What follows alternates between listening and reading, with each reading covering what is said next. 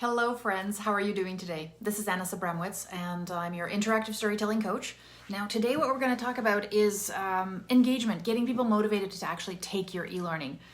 And I'm talking about this today. I'm going to give you a strategy. Just a first place you got to start, because I've looked at a ton of projects. I help people craft a ton of projects and I've seen a ton of portfolios, and also I've been through tons and tons of e-learning myself, simply because I love, looking at things, deconstructing them.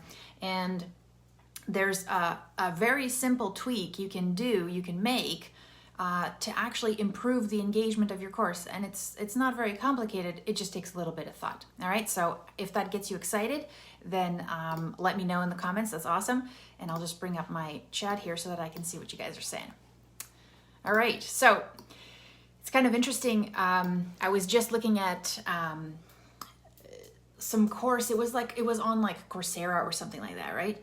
And one of the instructors said, hey, it's up to the adult learner to figure out come ready, figure out why the learning is relevant to them. It's not up to me, the instructor, to do that. And yeah, okay, that's cool, but sure, we're adults, we have to figure out our own why and things like that. That's great, but some of us are kind of like stacking the odds against them, because as we know, to learn anything new, to invest time in learning a new skill is extremely difficult, right? There are so many distractions. There's so much awesomeness out there to keep us busy from investing in ourselves, that, if you're expecting people to, I put it out there and they will just come, it's really not going to happen. So you're going to have to actually stack and create the propensity for them to get motivated. Now, the first place I want you to think about to start is the first page that they see when they get into your e-learning. Okay, so I'm going to go through an example for you. It might not resonate, but if it does, I hope you let me know. All right, so have you ever seen this?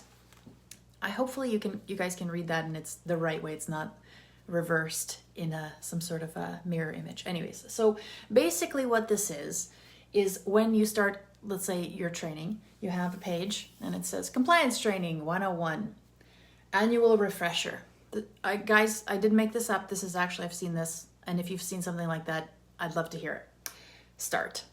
Now, I have to tell you, first off, if I'm an adult and I'm trying to get the value out of this, the first thing I look at is annual refresher. And I'm just already, like, if my motivation to just get this done was up here, I'm down here. I'm just like, oh, snap. This is going to be one of those boring things again. It's going to be another one of those insult my intelligence, just get through it, click the buttons, do all that stuff again, right?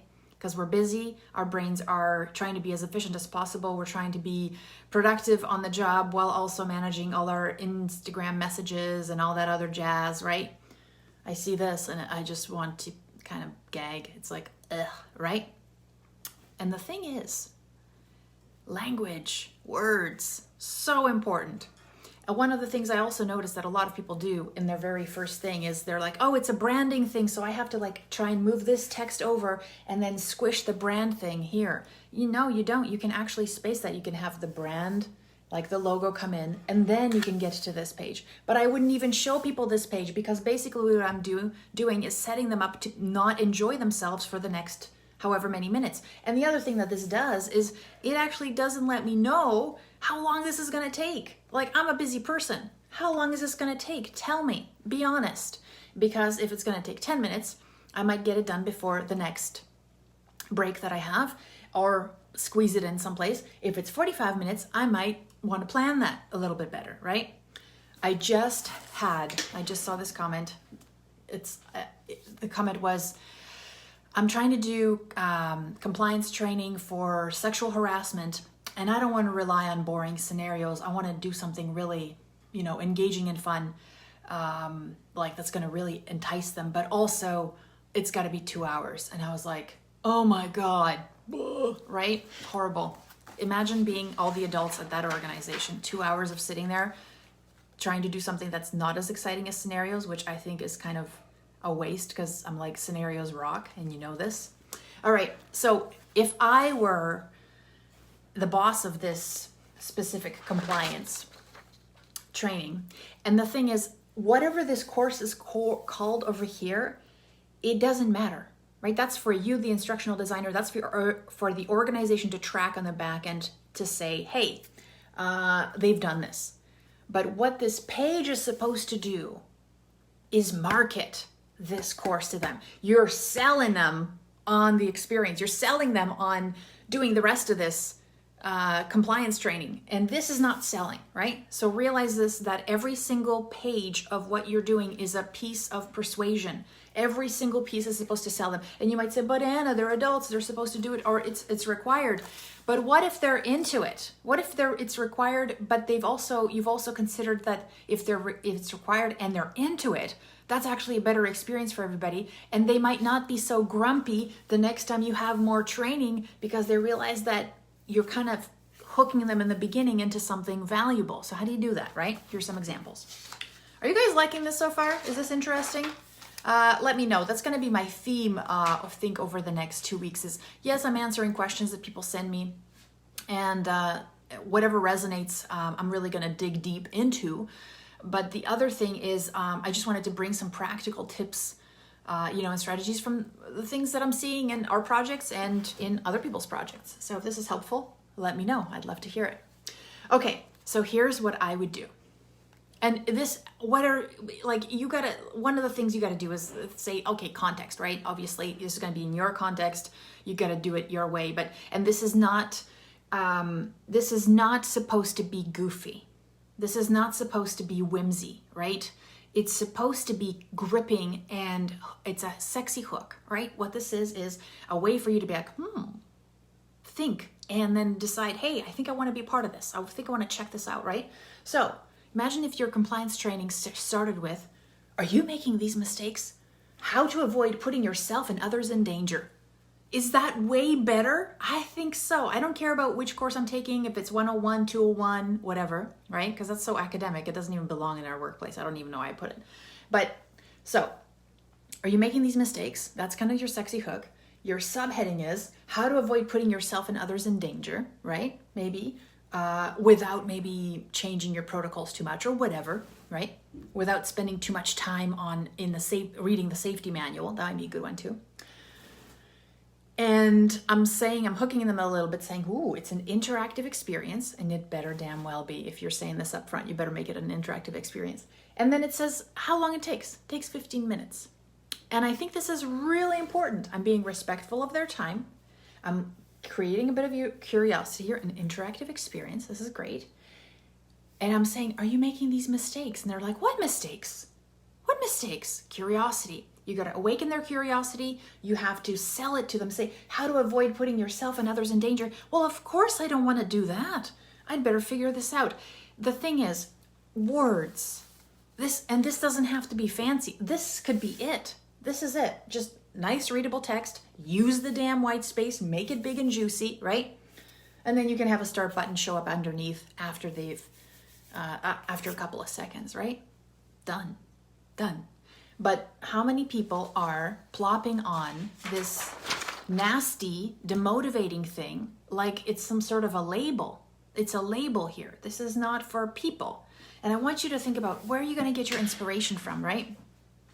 Your inspiration can come from, when you're in line and for groceries, or maybe not, whatever, maybe you don't do that, and you're standing there, there's a rack of magazines, right? And you're looking through them and they catch your attention.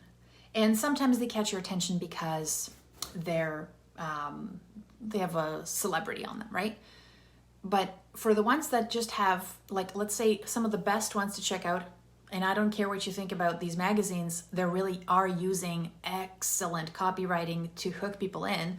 Things like those lady magazines, for makeup and stuff. They'll be like, how to without this, how to lose 45 pounds without ever giving up candy, things like that. So what they're doing is they're actually creating all these little hooks. And if you study those headlines, you will actually get a lot of great ideas on how to use it for your audiences. Because guess what? If it works for those mags, those mags are trying to get you to what? Pick that up and look through the first page. And that's what we're trying to do with our course. We're trying to get them excited. The whole thing, everything that we're doing is selling. We're selling them on the experience. We're selling them on the discomfort of that journey, right? Ingrid, adding a hook, you bet. I love it. That's what you got to do. It's fantastic. So get inspiration from other places that are already really successful at this. Advertising. You're scrolling through your Facebook feed, right? Or your LinkedIn feed, and something grabs your attention. You're like, why did I stop there? What was it? And if it's words, find out what's the structure. A lot of people love how-tos. A lot of people love the sexy hook. A lot of people, what you're trying to do is instigate some kind of curiosity, right? Because the thing is, I could create an amazing interactive story with deep scenarios, with really contextual feedback, powerful characters, a great epiphany, aha moment. And then if I started with this, I basically sabotaged myself, right? And I didn't really sell this person on this amazing experience that's going to come next. A book is really also judged by its cover, right? And this is the first thing they see. Make sure it's awesome. Make sure it's paced well. Make sure it creates excitement in the very beginning, and you'll win. Now, one of the things I suggest is that the things on the back end also are as awesome as you promise here. So, but it will go a lot further, right? They're not starting on a low, they're starting on a high, which is better, right? And even if your compliance training has not changed, but you've phrased everything in a way that actually helps people avoid putting themselves and others in danger, right? And focuses on maybe some common mistakes that people do, or lets people go through in a way that recognizes their prior experience through scenarios. That's awesome. That's a win for you, and that's a win for them, and they'll be more open to more new experiences. All right, so now hopefully that was helpful. And the reason I'm bringing this up is not because I just read some sort of marketing book or something like that, which you should anyways. But one of the things, let me just stay. One of the things that I really wanted to share here is that, in order to become a really good instructional designer, in order to become really good at storytelling or anything like that, you have to start honing your language. We come out of academia sometimes, not all of us, with this formal writing style, right? Which is not conversational, which reduces its readability. And then what happens is you have to pick your intent. It's interesting. I was actually working on a project a couple of years ago, and we were talking about what this module was supposed to do was supposed to get people really open and in tune about how to do good research online, right? What makes a great credible source, how to cite things, but also just really how to do research, and how there's all these tools out there, and how to even put search terms into Google to get the right results and pare things down. So part of it was actually us going through the journey of these two characters who were students, and they were just really discussing things between each other as far as, working on a project and how to use these tools. And one student was they would banter and argue with each other on how to go about it the best way. And then they would solve those problems together, and then they would be presented with some more resources on how to do these things effectively.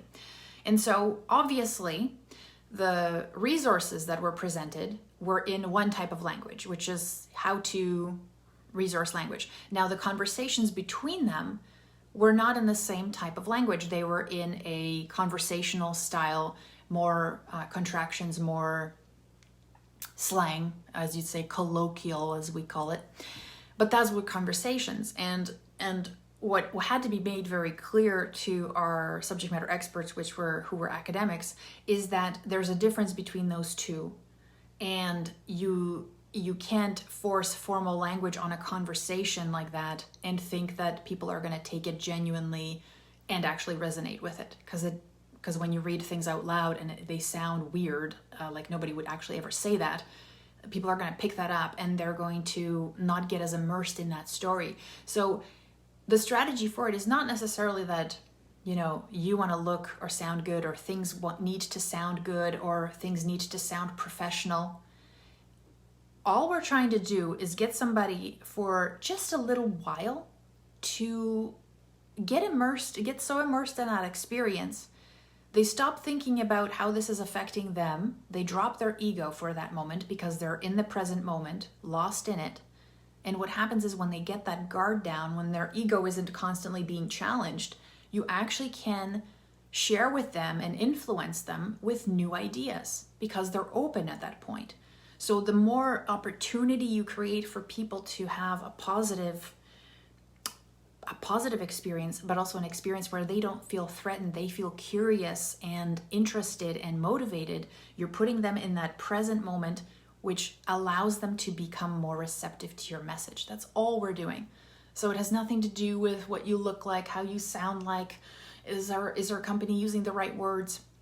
You're simulating language that people are using in a conversation so that they can relate to it and maybe reflect a little bit about how they're doing, but not too much, because at that point, you're trying to share with them a different perspective or a different value that they may not even be aware of, right?